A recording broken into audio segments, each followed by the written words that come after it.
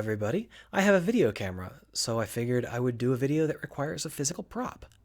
I've always wanted to talk about the techniques in comic books, but it's very hard to do an essay on it because you have to have, 15 or 20 pages of comics, and you've got to put text on top of them and draw arrows. It's a nightmare. It's hard to read, too. So I figured this might be better because I can just flip up into a page and be like, this is the page I am talking about. You can hear my voice, you can see the page, you can see my finger.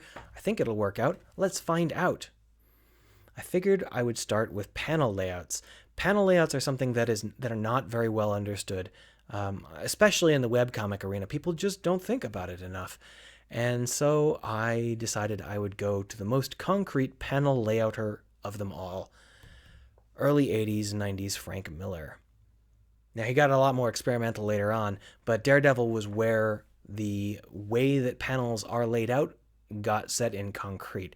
This is what inspired a huge amount of the more complex panel layouts in later superhero comics. Obviously, there are a lot of comics besides superhero comics, and I'd love to talk about those. If this video turns out well, maybe I will. But this is super easy to understand. It's a great place to start, and one of the reasons it's so easy to understand is because Frank Miller was targeting young people. He was aiming for kids who had stopped by and just picked it up and flipped it open to the first page. Because he needed to guide the kids through the entire comic, you can see his dedication in every panel. You can see why he chose every single panel, why he laid out the pages that he did. This is a stark contrast to the essays that you'll find online or in books. For example, Scott McCloud, he'll tell you what the gutters are about and all that stuff, but he won't tell you how to lay it out or why people have laid it out in various ways. For that, you should go to Frank Miller. Oldschool Frank Miller is the king of the clear panel layouts, and I figure the best way to do that is to talk about it just by going through it. Right? Let's just go through it. Here we are in the very first thing that's included in this book, which is a Spider-Man crossover. This is actually a Spider-Man book where Spider-Man goes blind and Daredevil leads him around. And the basic idea is that you want to sell Daredevil to people who read Spider-Man. So here is Spider-Man and Daredevil getting their friendship on and dashing around. Can you tell me what is missing?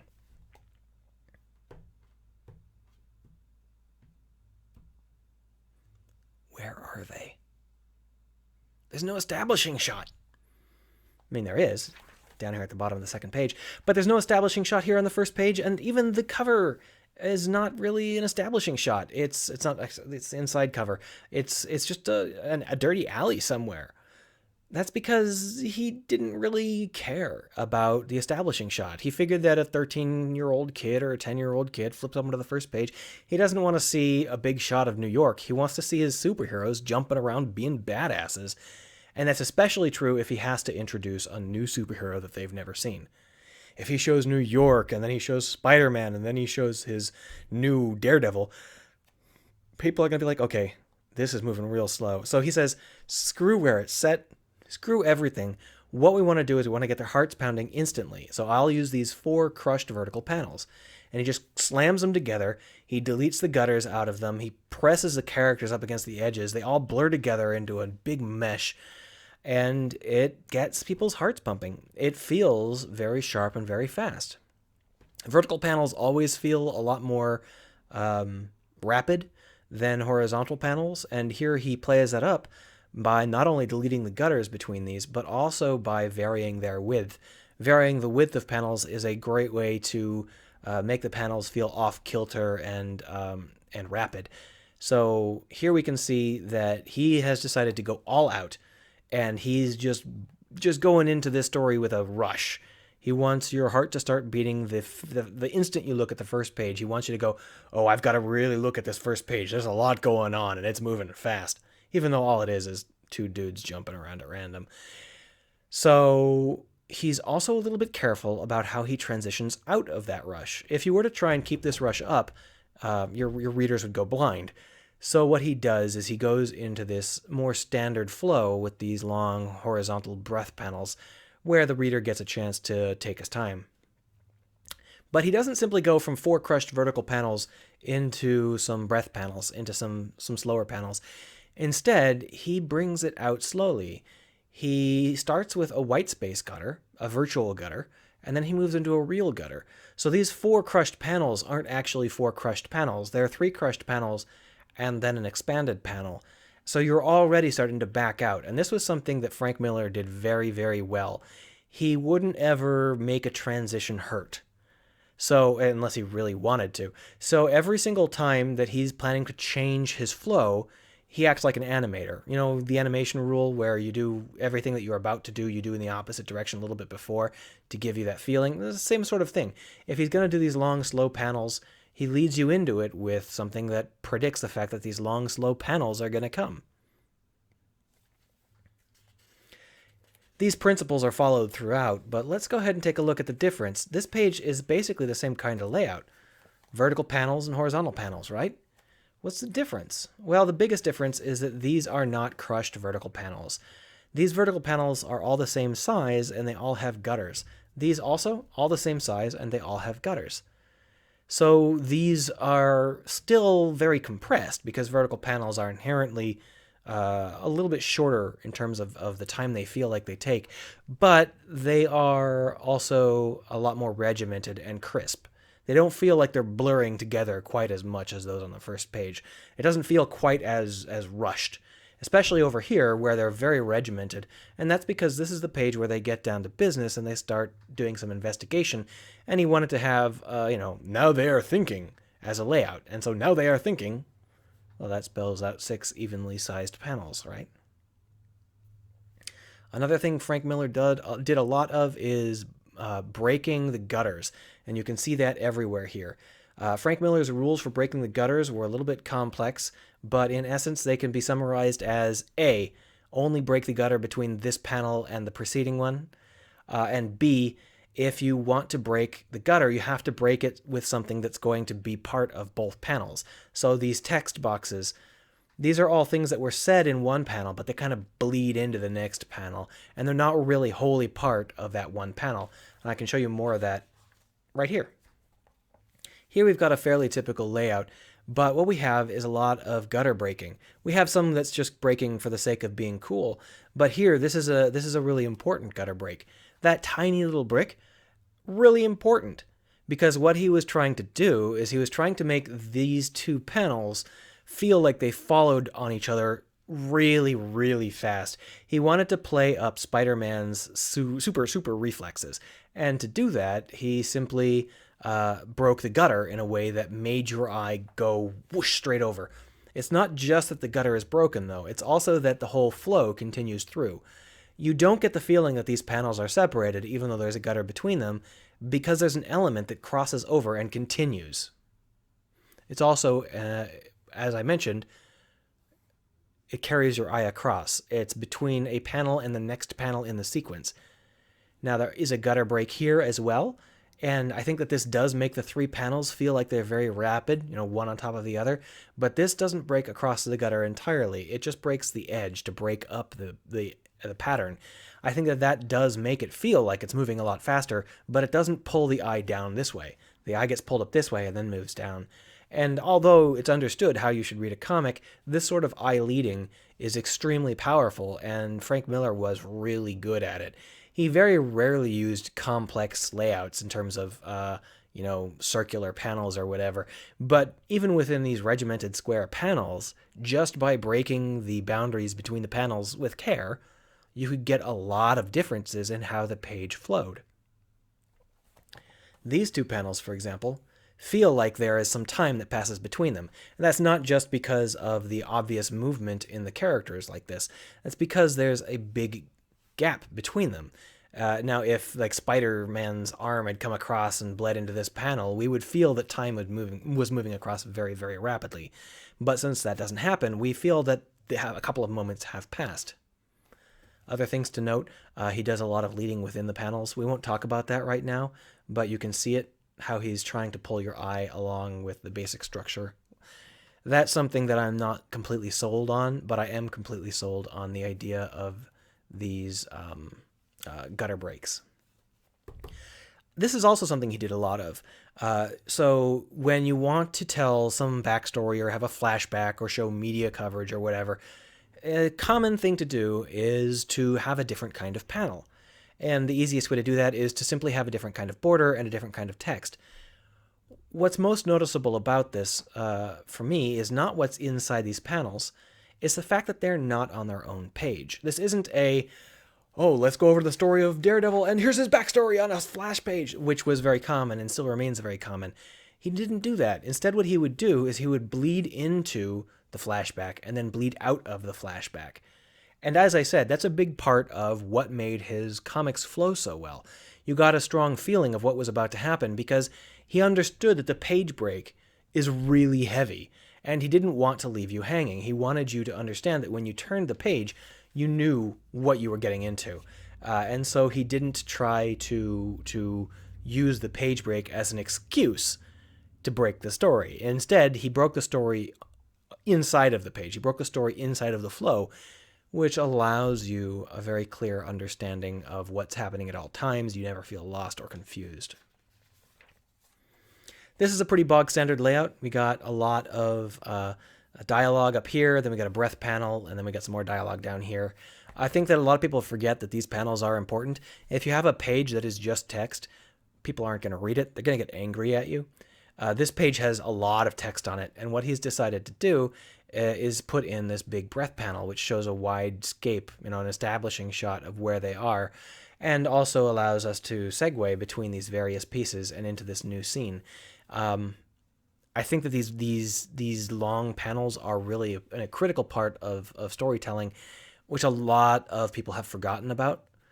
These establishing shots can happen mid-page. They can happen in the middle of your storyline, and you can just be like, okay, well, here's an establishing shot. Here's a breath panel. Something has happened. Please take a moment here. This panel is wider than the rest, so think about it for a second. Something has happened. There's been a transition. Oh, we're talking about these two ladies. Fair enough. So, let's... 6 evenly shaped vertical panels. What's so different about these and these? Well, obviously these panels are narrower, but the panels are also all different widths. And that's a huge factor in making you feel uneasy. If the panels are all the same width, if the panels are very regular, then you feel like you understand what's going on. If the panels are all different widths and their borders are broken up irregularly, then you start to feel uneasy, and that's a great way to build up pace. This is not something I've seen discussed a lot, but it's very, very obvious once you see it here on the page. This is the sort of thing where you need to study it on a page. You need to look at the page. You need to say, okay, why is this laid out the way it is? Oh, okay, I'm going to remember that trick. Then you forget the trick, and 10 years later you come back and you're like, oh, stupid, I forgot the trick. These aren't crushed vertical panels like on the very first page we saw. These are crushed vertical panels, but these all have gutters. They're all very nicely separated. It's still very uneasy because they are different sizes and they have a lot of broken gutters. We can continue doing this forever, but here's another one of those long transition panels. You got to put in a long transition panel. The width of the panel states that something has happened that you need to take a moment to process. And that, in this case, is not a change in scene, it's a change in what's going on in the world. Spider-Man has fallen over.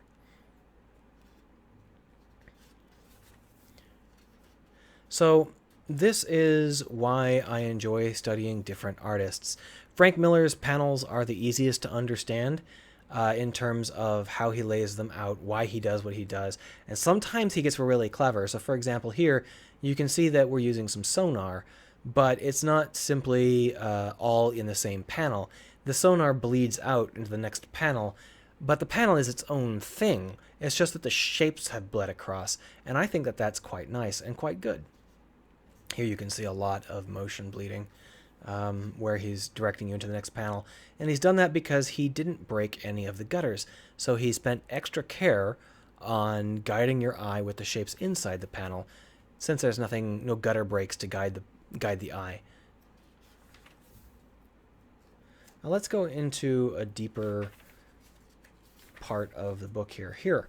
This is a really fun layout. He had a lot of these layouts where he would just splurge and he would decide he was going to do a lot of very similar shapes, and then kind of mirror them across or repeat them. This is something that later on inspired a couple of other very famous artists. But I think that this predated them. I think that Miller just really liked doing it and they thought it was neat. I certainly don't blame them. I think it's neat. But you can see how the shapes are not exactly mirrored, but very close to mirrored, and they're centered very well, and they radiate out very well. He really liked these rigid repeating panels when something was happening that you were not going to understand. While a lot of people have the instinct that if something confusing is happening, then the panels should be energetic and confusing, Miller took the opposite approach. He said if something confusing is happening, the panels need to be very precise, and we cannot afford to have anyone be confused by the panels since what's happening inside the panels is so confusing. If it's dialogue, sure, we can play silly games with the panels all we want, but this is not a silly game. It feels like a silly game until you realize that these panels are very regimented, and the whole idea is that you will not misunderstand what's happening here. You will not be confused about this concept. You will understand everything here because it is laid out in a way where the panels are super clearly focused and they're super easy to read, and you understand exactly what's going to happen next. The reason that this is interesting is because he usually did this for fights as well. Let's get out of the Spider-Man crossover here and try and find a fight. Here's an example where he uses very regimented shapes. This is a shape he liked a lot of, the 9 square, where either the first two or the last two panels would be compressed into one panel or expanded into one panel. And these are very regimented shapes, which makes them good for situations where you need to explain something confusing in a way that's easy to process. He did this a lot, not very often with fights, but a lot with confusing backstory stuff or explanation stuff. With fights, he really liked to make sure that the panels were laid out very rigidly, and you can see that here. He was of the opinion, very clearly, that you should really keep a long camera shot on your fights. Now, at this time, this is a break from convention, which was the Steve Ditko way.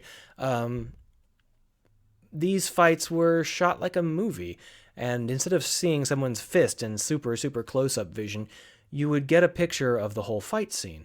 And usually, he wouldn't even chop off the feet. Here he did. But usually, he would show the entire character, and that would give you an exact idea of what's going on. And this could be supported quite well if your panels are all regimented, because if you've got a lot of regimented panels, then you feel like you understand what's going on, and you don't feel like you're confused, and you can repeat shapes in variation.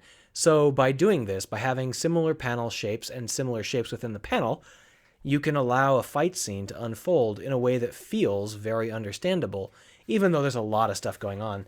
There is a fight where Daredevil fights like 18 guys, but I don't know where it is, and I don't really want to track it down, so I'm just going to flip through randomly.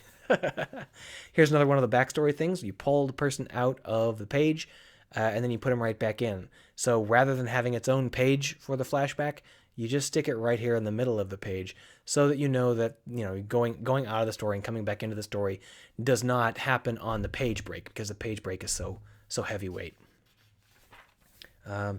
So here you can see another example of a very regimented approach to combat, where you would have these long shots and you would be able to tell what was happening in every scene.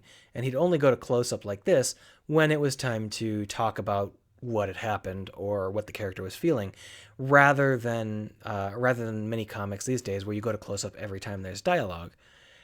This is a very movie-like convention. In movies, you do not go to close-up unless you want the people to see the actor's performance for some reason. Obviously, modern movies don't follow this very well, but most of the greats, much of the dialogue was on medium shots or even long shots. And the idea is that you didn't need to have close-ups except when you needed to exemplify something, except when you needed to see the expression really, really, really, everywhere on the screen, heavyweight. And those are the same ideas that Frank Miller follows. You only use close-ups when close-ups are needed. And so, for example, here is a medium close-up, and it is someone saying something that is life-shattering to him. Relax. We got this caper wired, am I right, Smitty? And he's going, oh, shoot, there's something horrible happening. Sorry, I can't see it very well. It's very small on my screen, so I had to look around my microphone. But here's a fight where things get a little bit confused and it's not as regimented. And in this case, I think it's specifically because he wanted it to feel really confusing. I think that he wanted the readers to think, okay, this is chaotic, but it's not a fight where the outcome was ever in question or it needed to be carefully spun. So it was okay if it was a little bit blurry because you just know that he's kicking ass. You don't have to see the exact ass kicking with every frame. More regimented panels while he explains something confusing. So whether you like or hate his stories and his panel layouts, you can learn a huge amount. These panels were all intended to entertain children or young adults. And because of that, you can really feel every breath that he put into these pages. He wanted you to go, I'm reading this page. Oh my gosh, look at this cool panel here with no borders and it's all white backgrounds. He's really kicking ass in this panel. You can really feel these sorts of things. And if you want to investigate this, I don't know of a better book than the old Daredevil books. You can investigate some of his more recent stuff, but I find that his art isn't as crisp anymore. It feels like he has more that he wants to put in the story and less that he wants to put on the page, if you know what I mean. This sort of stuff really appeals to me, and it doesn't really make it onto the page much these days. Lots of regimented panels again. Regimented panels, regimented loose panels, lots of text here. Regimented panels. Oh, these are all different widths down here. So these four are the same width, and then we've got different widths, and it looks like sub panels. Nope. I haven't read this one. I don't remember it, but this is not a sub panel. It's just a piece of pipe. I basically said all that I wanted to say. There's a lot of things going on, and you can always learn so much from how he lays out his panels. Not every comic book is as interesting as every other comic book, but they all have very, very good panel layouts. I really like how he breaks the gutters. I really like how he breaks gutters with text to blur the line between what's said in one panel and what's said in the other panel. I really like the way he switches between regimented layouts and unregimented layouts, depending whether he wants to spice up the page or make it super, super clear that you should understand what's going on. I really like how he takes a lot of chances and plays loose with dialogue or backstory panels, but is very regimented with action panels, which is the opposite of what I normally find. I just really like how these are all laid out. I don't like the Hulk episodes, though. Gosh, I haven't read these in 20 years, and I still remember this classic layout where he would do these 10 vertical panels, all the same size, after a splash. This was something he really loved. More regimented panels, but different sizes. Just so much you can learn by just looking through here and seeing all the stuff he did and all the ways he did it. I hope I've covered some of it for you. Let me know whether or not you have any opinions on the matter. If this video turns out well, there are roughly 800 million other comics I own that I could talk about. When it comes to panel layouts, I think that this is probably the best for superhero panels. We could talk about Watchmen, but believe it or not, Watchmen largely inspired by this. Sounds kind of arrogant, but I'm just talking about the panel layouts. Thank you. Have a good one.